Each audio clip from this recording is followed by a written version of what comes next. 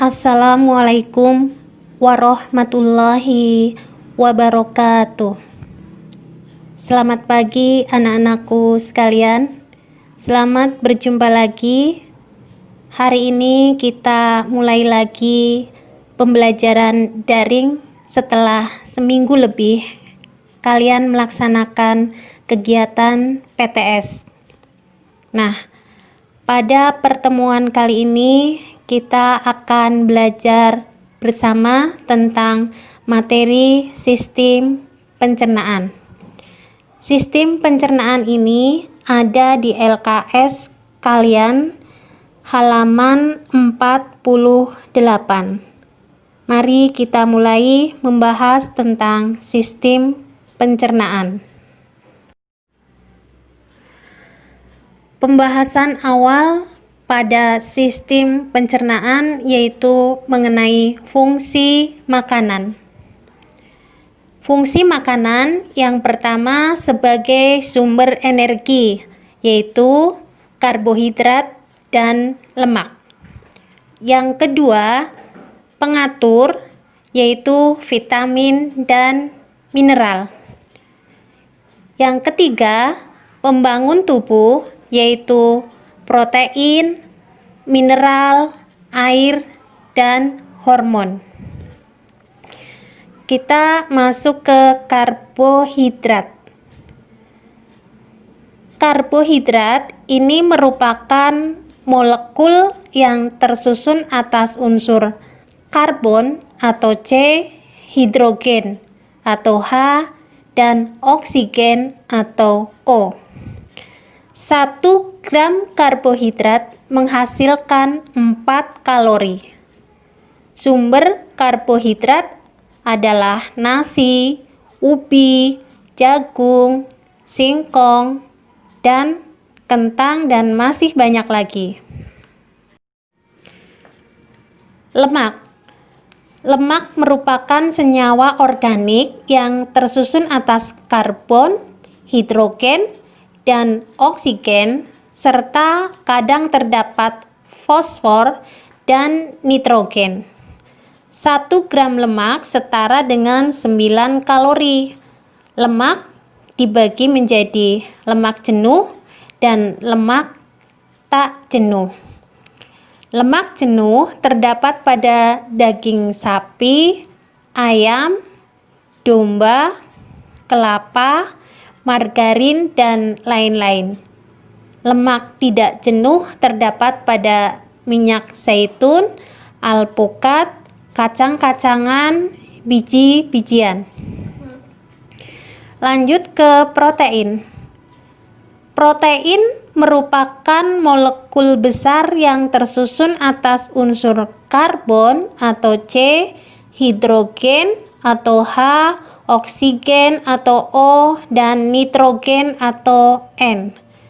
1 gram protein mengandung 4 kalori. Nah, tadi pada lemak, 1 gram lemak setara dengan 9 kalori. Tapi kalau pada protein, 1 gram protein mengandung 4 kalori. Berarti lebih besar kalorinya lemak daripada protein dalam jumlah gram yang sama. Protein terdapat pada telur, susu, daging, ikan, biji-bijian, atau kacang-kacangan. Nah, bagaimanakah kita mengetahui suatu makanan mengandung amilum atau karbohidrat, mengandung protein, glukosa, atau lemak? Perhatikan tabel uji kandungan makanan berikut. Untuk uji amilum atau karbohidrat, zat atau regen yang digunakan adalah Lugol. Nah, nanti perubahan warnanya biru kehitaman. Untuk protein, zatnya adalah bioret. Jika mengandung protein, nanti makanan tersebut berubah menjadi ungu. Untuk uji glukosa yang digunakan Benedict atau bisa juga menggunakan Vehling A dan B. Kemudian perubahan warnanya merah bata atau oranye. Untuk uji lemak itu bisa menggunakan kertas buram. Cukup menaruh makanan tersebut di atas kertas buram. Jika kertasnya menjadi transparan, maka makanan tersebut berarti mengandung lemak. Kita masuk ke alat pencernaan. Alat pencernaan meliputi saluran pencernaan dan kelenjar pencernaan. Saluran pencernaan merupakan alat pencernaan yang dilalui oleh makanan, terdiri dari mulut, kerongkongan, jangan keliru dengan tenggorokan. Kalau tenggorokan itu sistem pernafasan, kalau pencernaan kerongkongan, kemudian lambung, usus halus, usus besar, dan anus.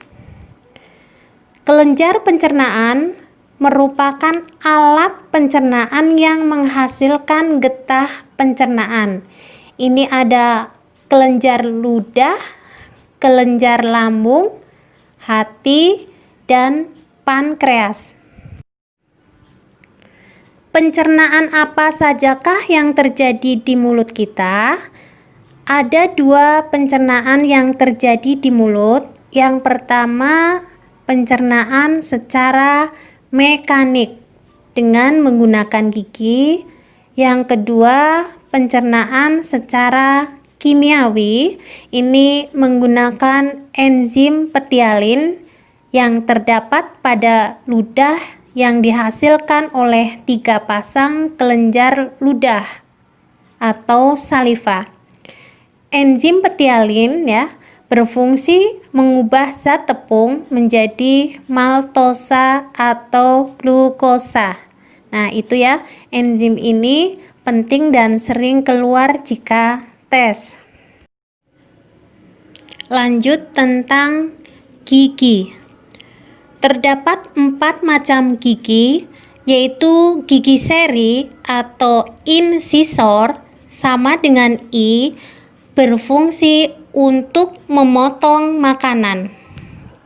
Gigi taring atau C kita baca caninus sama dengan C, berfungsi untuk mengoyak makanan. Geraham depan premolar sama dengan PM. Geraham belakang atau molar sama dengan M. Nah, perhatikan gigi susu dan gigi permanen pada gambar. 1 itu menunjukkan gigi seri. Atas dan bawah kita jumlah. Ada 8 untuk gigi seri. Kemudian gigi taring itu ada 2 di atas, 2 di bawah, jumlah semuanya ada 4. Kemudian ada perbedaan gigi susu dan gigi permanen. Pada gigi susu belum memiliki geraham belakang, yang ada hanya geraham depan jumlahnya 4 di atas, 4 di bawah, jumlah seluruhnya ada 8 untuk gigi geraham depan. Kemudian untuk geraham belakang hanya pada gigi permanen atau gigi orang dewasa ada 6 di atas, kemudian 6 di bawah, sehingga ada 12 gigi geraham dan sebelah kiri atas dan bawah, sehingga kalau di total gigi susu itu jumlahnya 20, terdiri dari 8 gigi seri, 4 gigi taring, dan gigi geraham depan itu 8 buah. Kalau gigi dewasa jumlahnya 32, 8 buah gigi seri, 4 buah gigi taring, 8 buah geraham depan, dan 12 buah geraham belakang. Lidah, apakah fungsi lidah? Lidah itu sebagai pengecap rasa makanan, kemudian alat pemindah makanan, kemudian alat bantu untuk menelan makanan. Nah, kita lihat untuk pembagian area pada lidah. Yang depan itu untuk rasa manis pada ujung, kemudian yang belakang itu rasa pahit. Pada pangkal lidah itu rasa pahit. Kemudian yang tepi tapi depan itu adalah rasa asam, kemudian tepi belakang itu adalah rasa asin. Kerongkongan atau esofagus. Ini merupakan saluran penghubung antara mulut dan lambung. Nah, di bawah ada gambar kerongkongan atau esofagus yang memanjang ya. Kemudian, makanan bergerak melalui saluran pencernaan oleh adanya gerak peristaltik. Itu ada gambar di bawah ya yang menunjukkan gerak peristaltik. Nah, apa itu gerak peristaltik? Suatu kontraksi otot menyerupai gelombang di dalam saluran pencernaan. Nah, kerongkongan menyalurkan makanan dari pangkal kerongkongan atau faring menuju ke lambung dalam waktu 6 detik. Lambung. Perhatikan gambar lambung yang terdapat pada slide ini.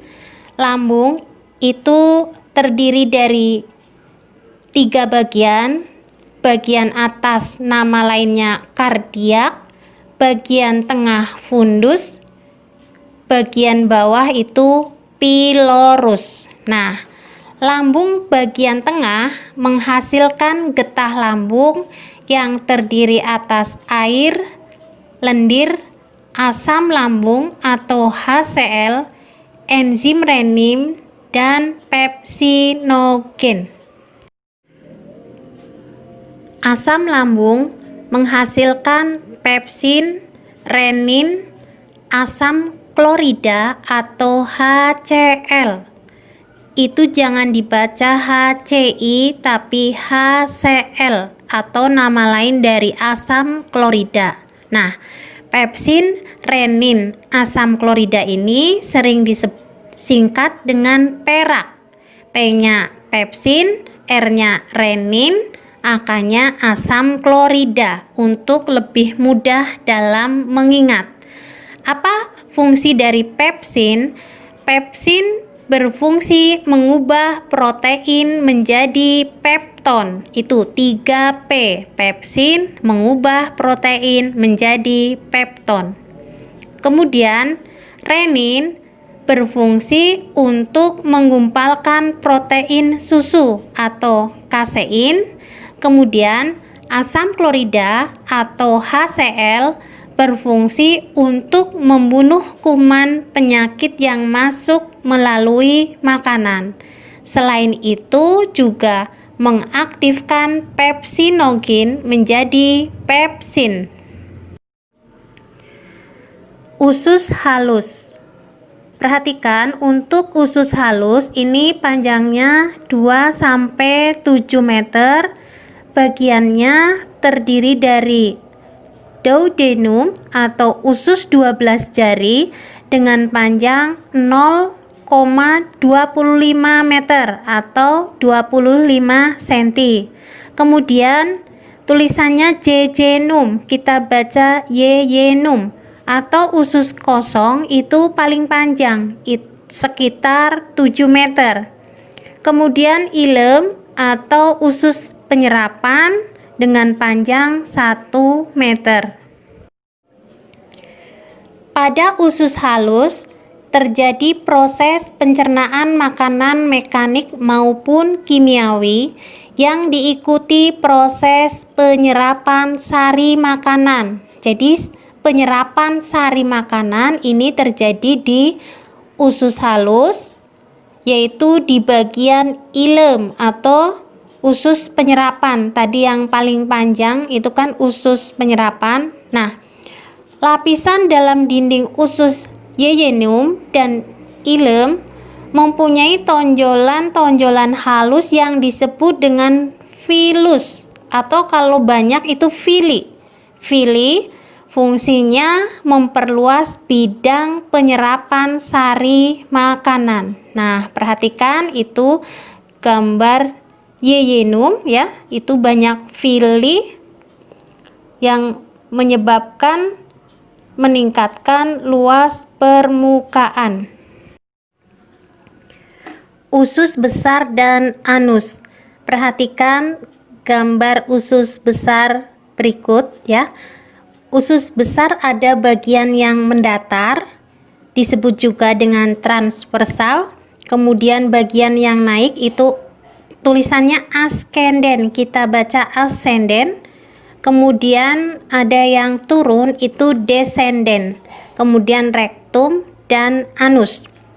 Usus besar tidak memiliki fili sehingga tidak terjadi penyerapan sari-sari makanan. Adapun proses yang terjadi di usus besar itu penyerapan air sehingga feses menjadi padat. Feses itu kotoran ya, menjadi padat. Kemudian pembusukan sisa makanan oleh bakteri E. coli menghasilkan gas H2S, NH4, dan vitamin K. Yang terakhir adalah anus. Pada anus merupakan bagian akhir sistem pencernaan. Kita lanjutkan ke kelenjar pencernaan. Kelenjar pencernaan itu ada hati, ada pankreas ya.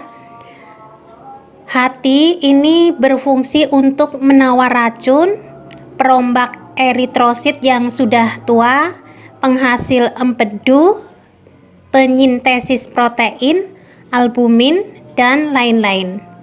Kemudian ada pankreas. Nah, pankreas ini menghasilkan lipase, amilase, tripsin atau disingkat dengan LAT. Nah, apa fungsi lipase? Lipase berfungsi mengubah lemak menjadi asam lemak dan gliserol. Amilase merombak amilum menjadi maltosa dan glukosa. Tripsin merombak protein menjadi asam amino. Nah, kalian bisa melihat gambar hati ya. Hati itu kelenjar yang paling besar pada tubuh kita, berwarna merah tua. Kemudian itu ada pankreas yang sejajar dengan lambung ya, memanjang, itu adalah pankreas. Penyerapan sari makanan. Karbohidrat yang diserap glukosa, lemak yang diserap asam lemak dan gliserol, protein yang diserap asam amino, garam mineral yang diserap garam mineral juga, vitamin yang diserap vitamin. Untuk glukosa, asam amino, garam mineral kemudian menuju ke pembuluh darah, sedangkan asam lemak dan gliserol pembuluh kil, kemudian getah bening. Pada sistem pencernaan bisa terjadi kelainan atau gangguan. Yang pertama adalah parotitis atau penyakit gondong. Penyakit ini penyebabnya adalah virus menyerang kelenjar air ludah di bagian bawah telinga sehingga membengkak atau membesar. Berikutnya serostomia. Penyakit pada rongga mulut yang ditandai dengan rendahnya produksi air ludah. Kondisi mulut yang kering membuat makanan kurang tercerna dengan baik. Tukak lambung. Ini adalah luka pada dinding lambung bagian dalam. Penyakit berikutnya apendisitis atau infeksi usus buntu. Dapat merembet sampai ke usus besar dan menyebabkan radang selaput rongga perut. Berikutnya diare atau bahasa Jawanya mencret. Nah, ini disebabkan oleh bakteri maupun protozoa pada usus besar sehingga proses penyerapan air di usus besar terganggu, maka feses atau tinja menjadi encer. Konstipasi atau sembelit. Penyerapan air di dalam usus besar terjadi secara berlebihan, akibatnya feses menjadi sangat padat dan keras sehingga sulit dikeluarkan. Demikianlah anak-anakku sekalian, pembahasan tentang sistem pencernaan sudah selesai. Pesan dari Bu Guru, selalu jaga jarak, pakai masker, dan rajin mencuci tangan. Semoga pandemi di negara kita segera berakhir. Wassalamualaikum warahmatullahi wabarakatuh.